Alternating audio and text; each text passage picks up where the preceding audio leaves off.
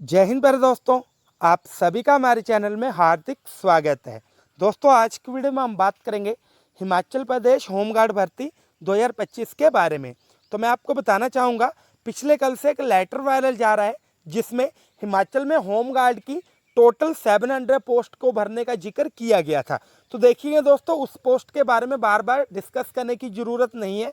अगर आप वो वाला लेटर देखना चाहते हो तो मैं वो अपने व्हाट्सएप चैनल में डाल दूंगा। आपने क्या करना है, फर्स्ट कमेंट में व्हाट्सएप चैनल का लिंक दिया होगा, आपने वहां से ज्वाइन कर लेना है। ठीक है, अभी हम बात करेंगे ये जो आपकी भर्ती है इसमें कौन कौन सी चीज़ें रहेंगी। आगे की चीज़ें की बात करेंगे, क्वालिफिकेशन क्या है, एज लिमिट और सिलेक्शन प्रोसेस क्या रहेगा। साथ ही साथ दोस्तों, सबसे ज़्यादा बार पूछा गया क्वेश्चन, हिमाचल में होमगार्ड वॉलंटियर और जो पुलिस कांस्टेबल है इन दोनों की ड्यूटीज़ में क्या अंतर रहता है। तो सारी चीज़ों के लिए आपने वीडियो में शुरू से लेकर एंड तक बन रहना है। साथ ही दोस्तों, आपने चैनल को भी जरूर सब्सक्राइब करना है। हमारी यूट्यूब फैमिली अभी 30,000 की होने वाली है, तो आपने फटाफट उसको 30,000 कर देना है।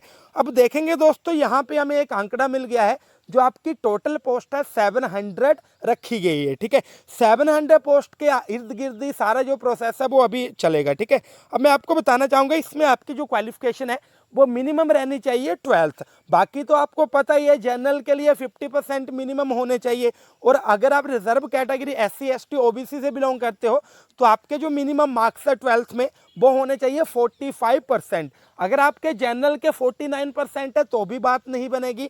अगर आपके रिजर्व कैटेगरीज के 44% है तब भी बात नहीं बनेगी। इन चीज़ों को आपने दिमाग में बिठा लेना है। अभी दोस्तों, हम बात करेंगे आपकी एज लिमिट के बारे में। सबसे पहले मैं आपको बताना चाहूँगा, पिछली बार जो आपकी होमगार्ड की भर्ती हुई थी कुछ 10 साल से भी ज़्यादा समय वो हो चुका है।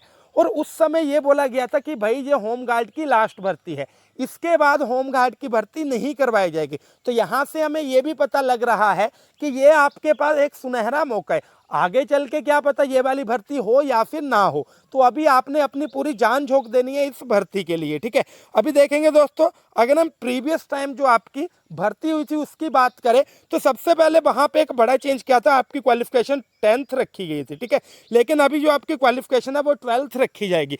साथ ही दोस्तों, पिछली बार जो आपकी एज लिमिट थी 18 से लेकर 45 ईयर्स दी गई थी, लेकिन अभी जो है दोस्तों देखो, मिनिमम जो एज है वो तो हमें पता है 18 ईयर्स। ठीक है, लेकिन मैक्सिमम के बारे में अभी हम कुछ नहीं कह सकते, लेकिन फिर भी मैं आपको आंकड़ा दे के चलूंगा। यहाँ पे आपकी जो मैक्सिमम एज है 35 से प्लस ही रहेगी। ऐसा नहीं है कि 30 साल तक रहेगी। ये मैं आपको एक नंबर दे रहा हूँ कि 35 साल तक के अगर आप हो तो आप यहाँ पे अप्लाई कर सकते हो। ठीक है, इससे ज़्यादा ही रहेगी जो आपकी ओवरऑल एज की रेंज रहती है। ठीक है, 18 से 35 मान के आपने चलना है, लेकिन मैं आपको बताना चाहूँगा इससे ज़्यादा ही रहेगी। हो सकता है 40 ईयर्स आपकी जो मैक्सिमम एज है वो रखी गई हो। ठीक है, तो इस चीज़ के लेकर आपने अपने माइंड में किसी भी तरह का कोई भी डाउट नहीं लेके चलना है। ठीक है, अभी ये दोस्तों हम बात करेंगे सिलेक्शन प्रोसेस के बारे में।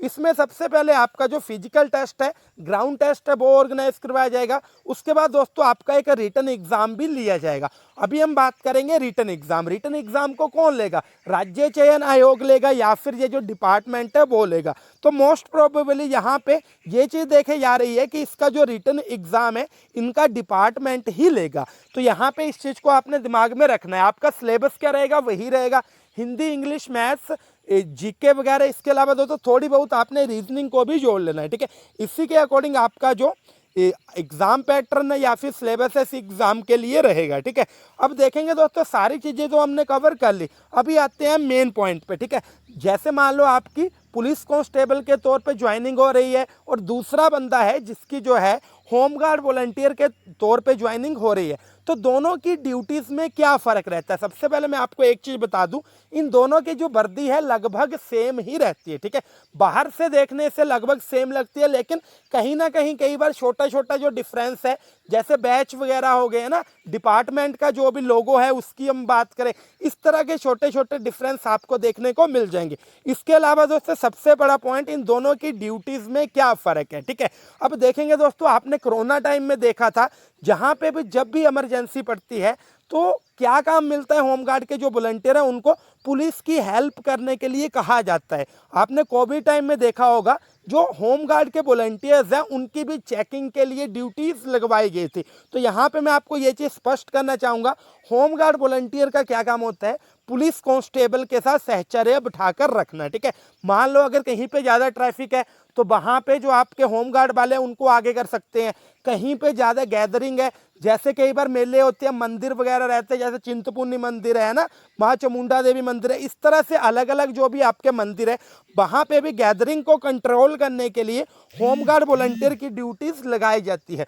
इसके अलावा दोस्तों कोई किसी भी तरह की कोई भी स्टेट में इमरजेंसी रह रही है, वहाँ पे भी जो आपके होमगार्ड वॉलंटियर्स हैं उनको ड्यूटी दी जाती है। कई बार इनकी पोस्टमार्टम ड्यूटी भी लगती है, इलेक्शन ड्यूटी, पोलिंग बूथ में भी इनकी जो ड्यूटी है वो लगती है, ठीक है। तो इसी तरह के जो काम है वो होमगार्ड वॉलंटियर्स को दिए जाते हैं। यहाँ पे दोनों जो हमारा पुलिस कांस्टेबल है, होमगार्ड वॉलंटियर है, इन दोनों की ड्यूटीज़ में क्या डिफरेंस है, जो पुलिस है वो एक तरह से आप मान सकते हो इंडिपेंडेंट है, जबकि जो होमगार्ड वॉलंटियर है उनको पुलिस के साथ सहचर्य बिठाकर रखना पड़ता है, ठीक है। ऐसा नहीं है कि इनकी जो ड्यूटी है काफ़ी ज़्यादा लो लेवल की है, ऐसा मैं बिल्कुल नहीं कह रहा, क्योंकि इनको कई बार ऐसी अथॉरिटी मिल जाती है जो कि पुलिस कांस्टेबल को दी जाती हैं, ठीक है। तो इस चीज़ को आपने दिमाग में रखना है। अगर हम इन शॉर्ट बात करें तो हम कह सकते हैं जो होमगार्ड वॉलंटियर है वो बेसिकली पुलिस के ही वॉलंटियर रहते हैं, ठीक है। पुलिस के हेल्पर रहते हैं। पुलिस चाहे तो अलग अलग सिचुएशन के अकॉर्डिंग इनको अलग अलग काम दे सकती है। तो मुझे उम्मीद है इस वीडियो से आपके जो सारे डाउट्स हैं वो क्लियर हो गए होंगे। साथ ही दोस्तों एक बड़ा फ़ायदा मैं आपको बताना चाहूँगा, अगर आप होमगार्ड वॉलंटियर के तौर पर 3-4 साल सर्व कर रहे हो तो आपको पुलिस भर्ती में भी एक कोटा देखने को मिलता है। वो आपके लिए, होमगार्ड वालों के लिए स्पेशल ही रहता है, उसमें कोई भी नहीं आएगा, ठीक है। 5-10% ये कोटा बताया जाता है, बाकी आगे जो आपकी ऑफिशियल नोटिफिकेशन आएगी उसी में देखने को मिल जाएगा, ठीक है। तो अगर आपने पुलिस की तैयारी करी थी और कारणवश आपकी सिलेक्शन नहीं हो पा रही, आपको अपने ऊपर भरोसा नहीं है कि भाई इतने नंबर के साथ बात बनेगी, तो आपने इस भर्ती के लिए ज़रूर ट्राई करनी है। अब देखेंगे दोस्तों सबसे बड़ा पूछे जाने वाला क्वेश्चन, इसकी जो ऑफिशियल नोटिफिकेशन है वो कब तक आ सकती है। तो मैं आपको बताना चाहूँगा जुलाई एंड या फिर अगस्त की स्टार्टिंग में इसकी जो ऑफिशियल नोटिफिकेशन है वो आ सकती है, पॉसिबिलिटी बन सकती है। मैं ये नहीं कह रहा कि आ ही जाएगी, लेकिन यहाँ पे पॉसिबिलिटी बन सकती है। तो मुझे उम्मीद है इस वीडियो के माध्यम से आपके बहुत सारे जो डाउट्स हैं वो क्लियर हुए होंगे। तो दोस्तों आपने फटाफट सब्सक्राइब करके हमारे जो सब्सक्राइबर है वो 30,000 तक पहुँचाने हैं। तो दोस्तों थैंक यू। जय हिंद, जय भारत, जय हिमाचल।